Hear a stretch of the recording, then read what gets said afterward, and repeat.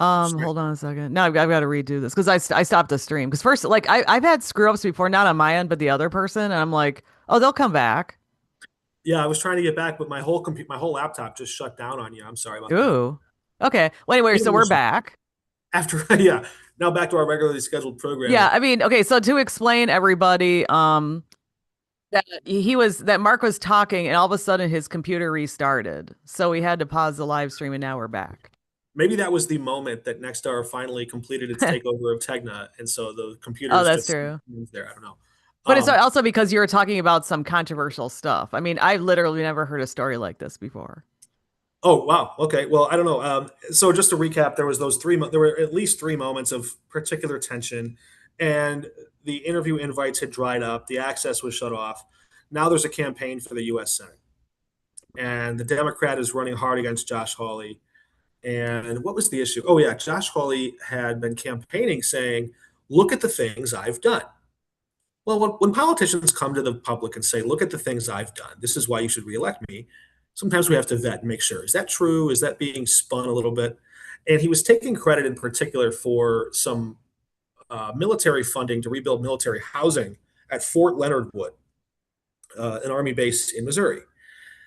And I went looking, and we did find a couple committee hearings where he like sternly, yelled at some military brass about, "Hey, how come you're not doing this stuff?" So he used his words, but then we went and looked at the voting record and all the budgets that funded these renovations, these capital expenses. He voted against them, and politicians vote against budgets all the time. But I asked him at a campaign stop, I think it was in Chesterfield, maybe in an airport hangar or a big farm barn out there. Hey, you're telling the public they should send you back to the Senate because you did this, but didn't you vote against the funding that paid for it? Well, no. Then he got all upset, and so at that time, after I did that, and I think I had sent his office some emails saying, "Can you please show any other evidence that he did work to secure these funds?" And they said, "Well, he wrote this sternly written letter," and I'm like, "Okay, but you voted against it." So I just thought, hey, maybe the public should know that the voting record and the public statements don't exactly align all the time, and then I would move on to the next story, right? Well, he decides to take that email that we sent and post it online or something and say, "Here's my response to this guy."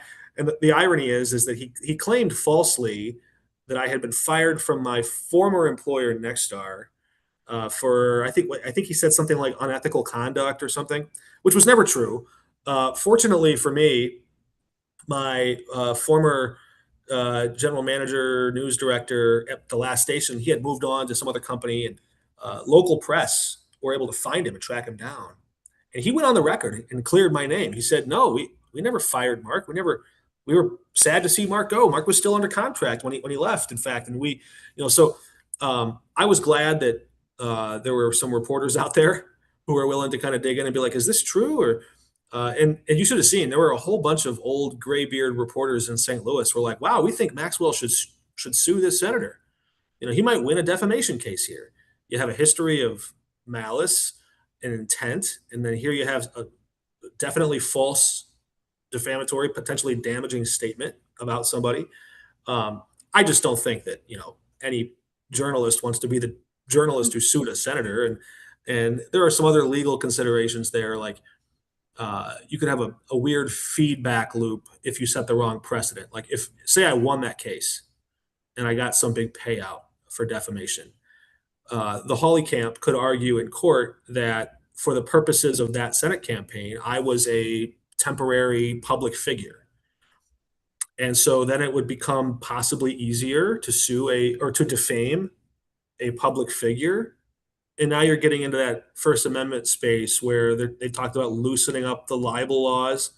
I don't want to be any part in facilitating that change in legal precedent. So I think it's just unwise to put my pursuit of personal profit over the professional pursuit of free speech and our ability to cover politicians with vigor.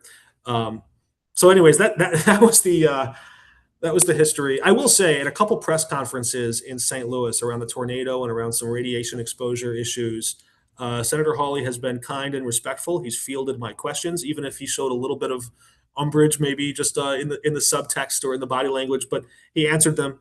He was respectful there, and so I don't know if his staff just said, "Hey, this isn't as easy or fun as we'd like it to be, so we're just not going to do it anymore," or if they have some other calculation. But sometimes you deal with politicians who try very hard to ice you out, and the job is to still cover them.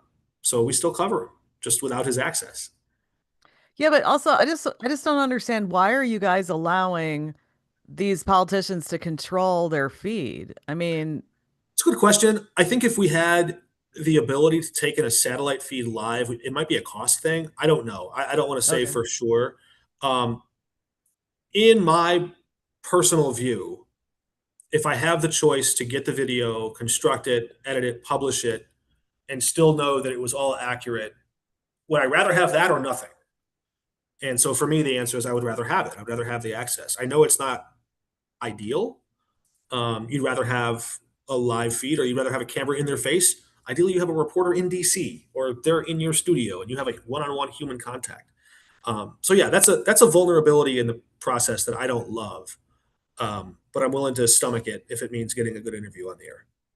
Okay, well, you're very well spoken and you have a lot to say, but I didn't even ask you before this live interview, how much time do we have?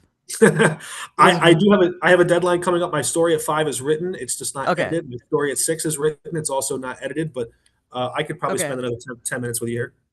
All right. So, because I'd like to know you're very knowledgeable about politics and how to navigate politics, but how did you go from sports to politics, covering politics? Did you ever watch Seinfeld? Yes. You know, when Costanza quits his job and then he's forlorn at home, sitting on the floor, and he's trying to think what he's going to do next. And he says to Jerry, "Well, I like sports. I could maybe do something in sports. I always make those interesting comments during the game." That's a really bad Costanza. I'm sorry, but uh, I remember when I tried out my hand in radio and TV broadcasting. I went to the Illinois Center for Broadcasting after switching, careers out of college, and I thought maybe I'll give this a shot. And I really liked sports.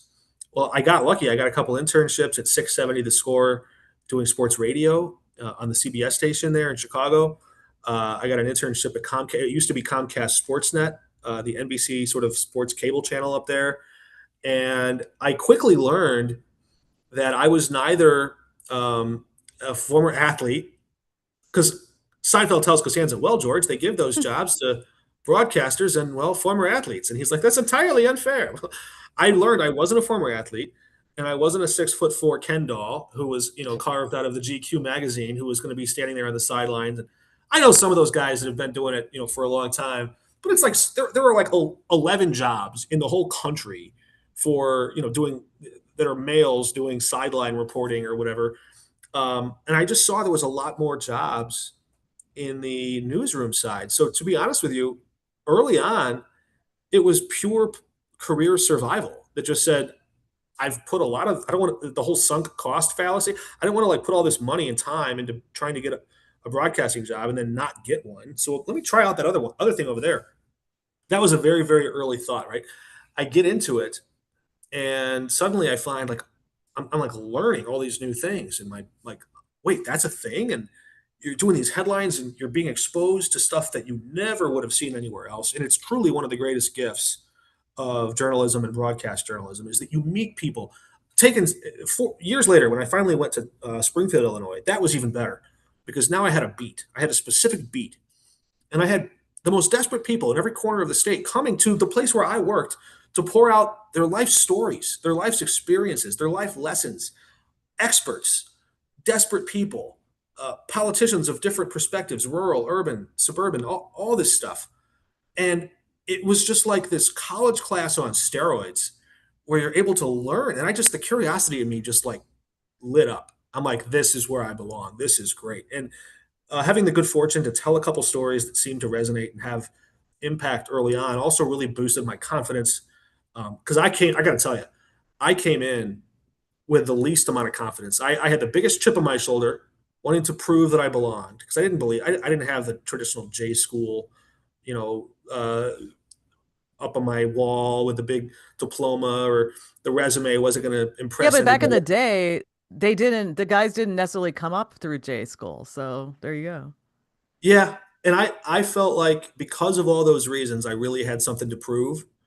Um, I don't carry as much of that same edge with me today. I really just enjoy doing the work, and I found a lot of fulfilling satisfaction in the work itself.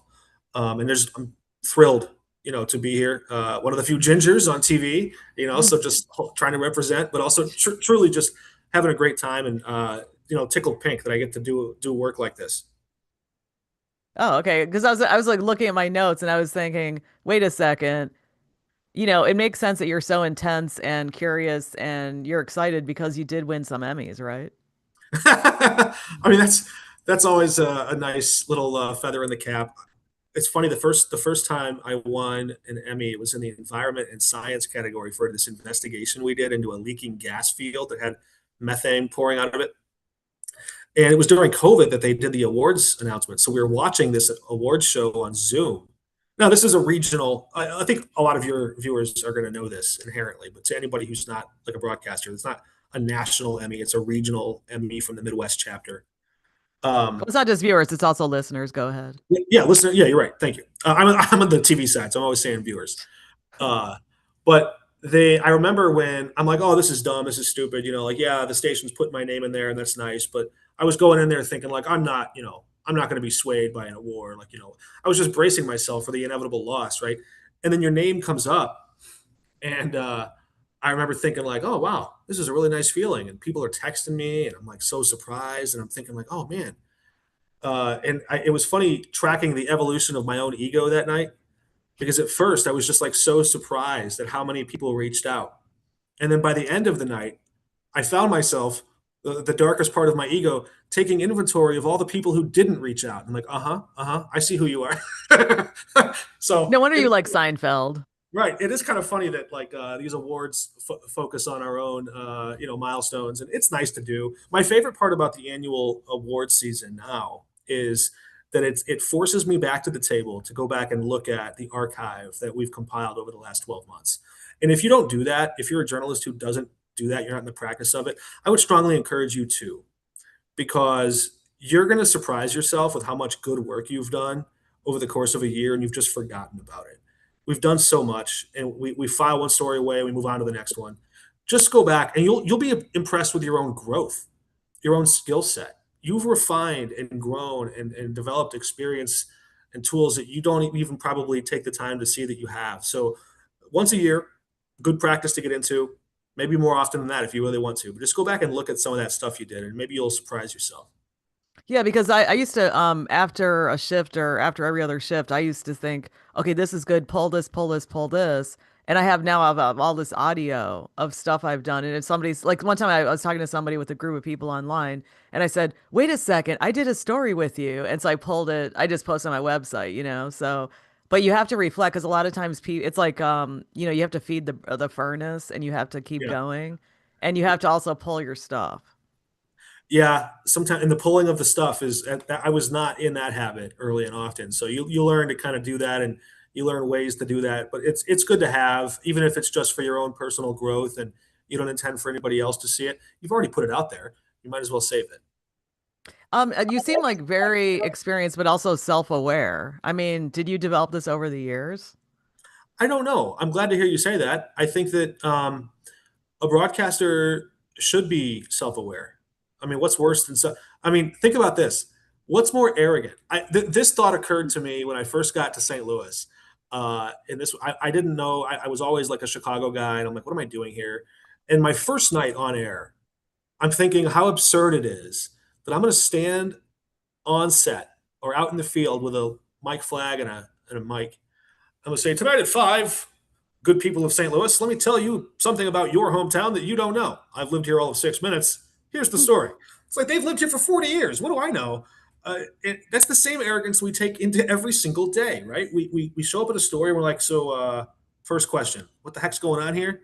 And 8 hours, less than 8 hours later, we're supposed to be live on the air saying, I'm the expert on this very topic. Let me tell you what I know.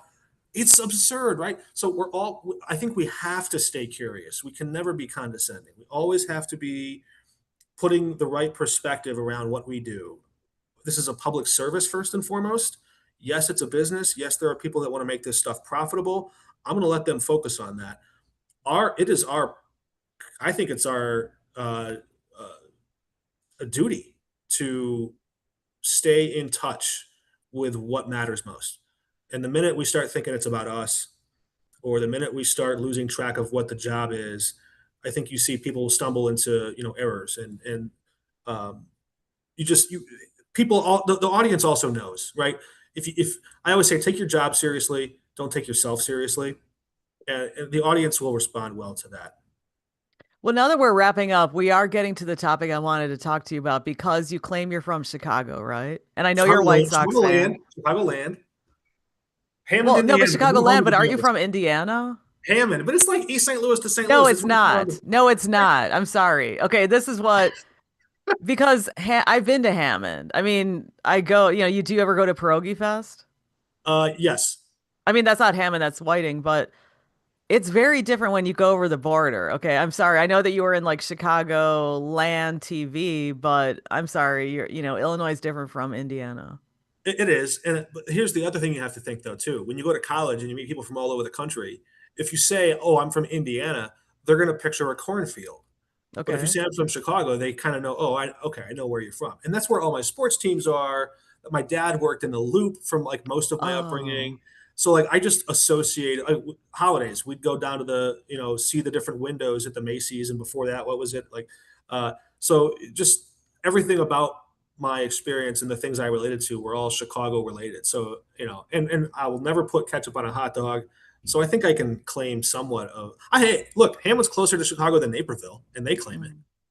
Yeah, well, you just explained you did a very good defense on why you identify with it and, the fact that you're a White Sox fan. I cannot believe that everything you said segued into the one question I wanted to ask you, but I know you have to go. So is there anything else you want to share?